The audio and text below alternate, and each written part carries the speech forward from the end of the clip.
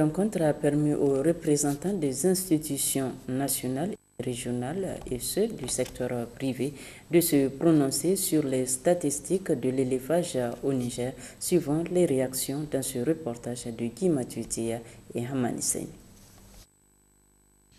La qualité et la disponibilité des données statistiques sur l'élevage sont des priorités pour assurer le développement de l'Afrique, ce qui explique la participation des institutions nationales et régionales comme l'UEMOA et le secteur privé à cet atelier. On a au niveau de la commission de l'UEMOA créé ce qu'on appelle un centre statistique. C'est pour vous dire tout l'intérêt que la commission donne aux statistiques.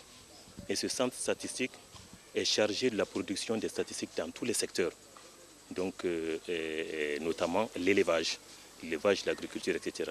L'atelier a invité beaucoup de partenaires qui vont discuter sur le sujet et partant de là, nous, on pourra, à partir de ce qui va être arrêté ici, donc élaborer donc, des programmes statistiques d'appui aux autres États.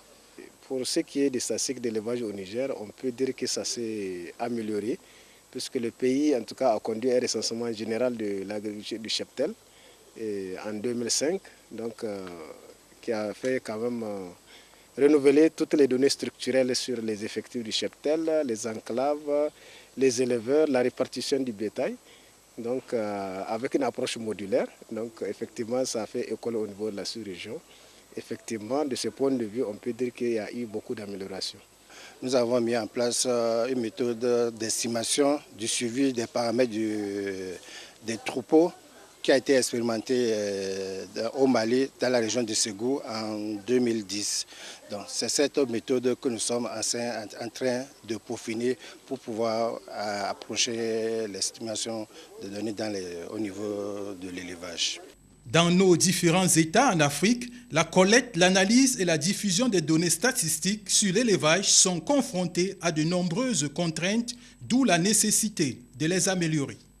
Et au niveau du Burkina Faso, bien sûr, il y a de grands progrès qui sont faits. Cependant, les contraintes existent. Et les contraintes, c'est surtout la mobilisation des ressources en faveur des statistiques. Dans un pays où les gens se battent chaque jour pour le quotidien, quand on parle de mettre des fonds pour faire des recensements, mener des enquêtes, souvent, ce n'est pas très bien perçu. Et donc, le problème de moyens financiers et même de ressources humaines font cruellement défaut. Ça, c'est l'un des premiers points. Le deuxième point, c'est qu'il faut quand même, en matière de statistiques, mettre un réseau de collecte sur le terrain. Le réseau peut être permanent comme il peut être ponctuel.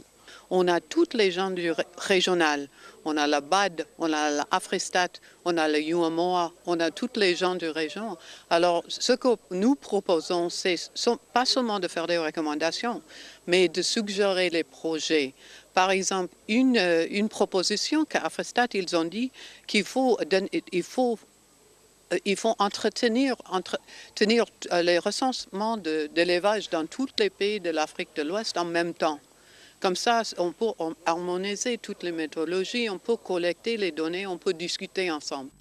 En 2050, on estime que le marché de la viande en Afrique atteindra 34,8 millions de tonnes et que celui du lait sera de l'ordre de 82,6 millions de tonnes.